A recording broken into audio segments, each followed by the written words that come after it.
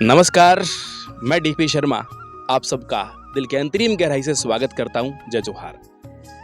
मानगढ़ धाम की यात्रा मेरी बड़ी सुखद यात्रा बनी है और इस यात्रा की सुखद बनने के पीछे कई मेरे आदिवासी भाइयों का सहयोग रहा है।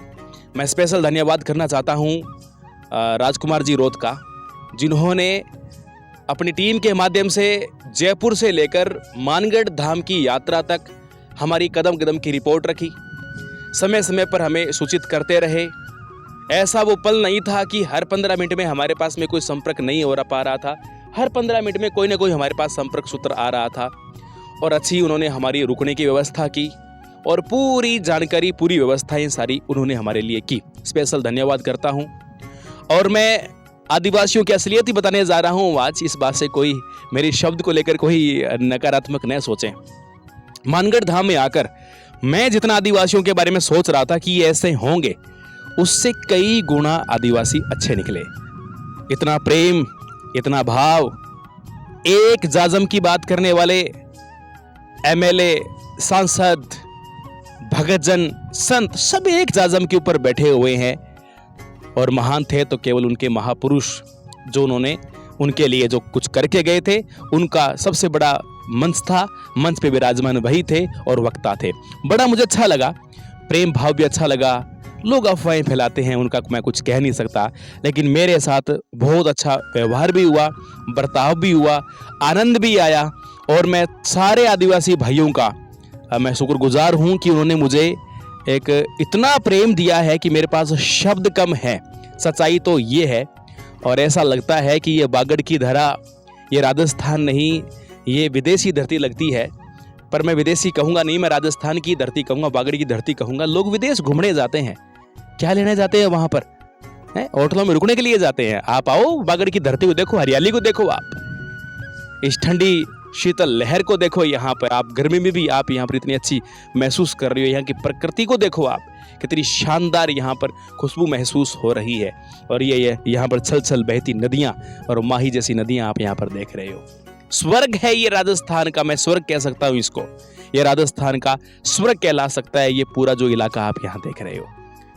मैं बहुत बहुत उन आदिवासी भाइयों का दिल से धन्यवाद करता हूँ, जिन्होंने इतना मान सम्मान दिया, इतना प्रेम दिया। और खास धन्यवाद मैं बांसवाड़ा प्रशासन का भी करूँगा, पुलिस प्रशासन का भी करूँगा, जिनकी निगरानी में हम लोग मानगढ़ धाम पर सही सुरक्षित बैठे रहे, जिन्होंने व्यवस्था पूरी बनाए रखी। पूर्णतः कार्यकर्ताओं का भी धन्यवाद करूंगा, जिन्होंने मानगढ़ धाम की व्यवस्था को बनाए रखने में उन्होंने भी योगदान दिया है। पुलिस प्रशासन ने भी पूरा सहयोग किया है। उन्होंने सबका थोड़ा थोड़ा सहयोग रहा है इस यात्रा को, इस कार्यक्रम को सुखद बनाने में और सफल बनाने में। मैं उन सब का धन्यवाद करता हूं। और उस मानगढ़ धाम में जब हम ठहरे, उस यात्रा को सुखद बनाने में मेरे आदिवासी भाइयों का बहुत बड़ा योगदान रहा। और मैं स्पेशल धन्यवाद करूँगा देवदा के जो उप सरपंच साहब और सरपंच साहब का, जिन्होंने लगातार मेरे से संपर्क किया। 17 तारीख को यहाँ पहुँचने से लेकर और अब तक पल पल का मेरा ध्यान रखा, सोने से लेकर, रहने से लेकर और ठेठ वहाँ तक पहुँचाने तक लेकर। मानगढ़ धाम सकुशल पहुँचाना और मानगढ़ धाम से सकुशल वापस लेकर आना और आसपास के पर्यटक स्थल मैं कह सकता हूँ या धार्मिक स्थल कह सकता हूँ, इन स्थलों के दर्शन करवाना और एक एक गांव की जानकारी से मुझे अवगत कराना और यहाँ तक कि सही जानकारी से अवगत कराना। कुछ जानकारियाँ गलत चल रही है, उसके बारे में सही इन्फॉर्मेशन देना। ये सारी जो कार्य किए, ये उप सरपंच साहब और सरपंच साहब की जिम्मेदारी रही थी और उन्होंने बहुत ही दिल से हमें सहयोग किया और इस प्रकार से हमें खूब इन्होंने हमारी सहायता की। सरपंच साहब, आपको बहुत बहुत धन्यवाद बनता है। कुछ लोग पूछ रहे थे आदिवासी कैसे हैं, मेरे शब्दों से आपको पता चल गया होगा। कुछ कहना चाहोगे? बिल्कुल।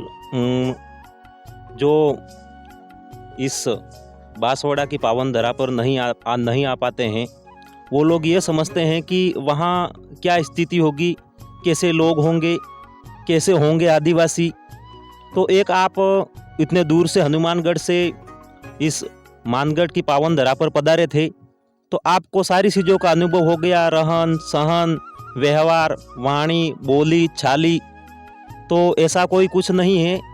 यहाँ सारे हम सभी जाति धर्म के लोग एक प्रेम के साथ में एक परिवार की तरह यहाँ पे रहते हैं। किसी प्रकार का कोई यहाँ वो नहीं है भेदभाव। मुझे तो ऐसा लगता है कि गोविंद गिरी महाराज ने एक वो संप सभा की स्थापना की थी 1883 के अंदर। संप सभा का मतलब यही था कि वो सब एक होए आदिवासी, उनकी सामाजिक बुराइयां दूर होवे, कोई भी महुड़ी पीकर लड़ाई न करे। तो उस प्रकार का उन्होंने संदेश दिया, शिक्षा में बढ़ावा मिले, आपस में संपत्ति बनी रहे। मुझे ऐसा लगता है कि गोविंद गिरी महाराज ने जो आप सब आदिवासी भाइयों को संकल्प दिलाया था, मुझे लगता है आज तक वो आप निभा रहे हो। मैं राजस्थान के हर कोने में गया हूँ, पश्चिम पूर्व सब जगह गया हूँ, और दक्षिण में आने का पहली बार मुझे मौका मिला। ऐसे तो कई बार यहाँ से आसपास से निकले हैं, लेकिन इस प्रकार से प्रॉपर तरीके से आने का पहली बार मौका मिला। तो वास्तव में मुझे लगा कि आदिवासी भाई संप सभा का पालन करते हैं और वाकई में इनके अंदर आस्था भी है और मनुहार बहुत अच्छी करते हैं। तो सरपंच साहब का विजयपाल जी नाम है इनका, और बहुत बहुत मैं दिल की गहराई से धन्यवाद करता हूँ। और मुझे विश्वास है कि मैं दोबारा कभी आऊँगा तो आप दोबारा भी इसी प्रकार से हमें करेंगे, हमारा स्वागत भी करेंगे और हमारा सहयोग भी करेंगे। पर मैं एक स्पेशल बात कहना चाहता हूँ, यदि कभी आपको जयपुर आना पड़े और आपको कभी हनुमानगढ़ आना पड़े या हमारे क्षेत्र में कभी आना पड़े, तो हमें भी एक बार सेवा का मौका जरूर अवश्य देंगे आप? बिल्कुल देंगे हम। वैसे तो आपका कभी आना जाना होता है, जब कभी आना जाना हो तो ज़रूर आप ऐसा प्रयास करेंगे? बिल्कुल करेंगे। अपने दर्शकों को कोई संदेश देना चाहोगे मानगढ़ धाम को लेकर, आपके इस दर्शनीय स्थानों को लेकर क्या कहना चाहोगे? देखो, मानगढ़ धाम पे आज कई साल पहले हमारे गुरु गोविंद थे, उन्होंने भक्ति के रूप में हम आदिवासियों को नशा, शराब, लड़ाई झगड़े, समाज में बहुत सारी कुरीतियाँ चल रही थी, उनको उन्होंने बहुत दूर किया है। और आज हमारा समाज इन सभी कुरीतियों को नहीं अपना रहा है। तो गुरु गोविंद की बांसवाड़ा में और डूंगरपुर में, प्रतापगढ़ में, जहां हमारा ट्राइबल क्षेत्र लगता है, वहां पे बहुत बड़ा योगदान रहा है। और आज भी इसी को लेकर के गुरु गोविंद की याद में मानगढ़ की पहाड़ी पर हम 17 जुलाई को चढ़ते हैं और हमारे समाज को ये संदेश देना चाहते हैं कि हम एकजुटता हो।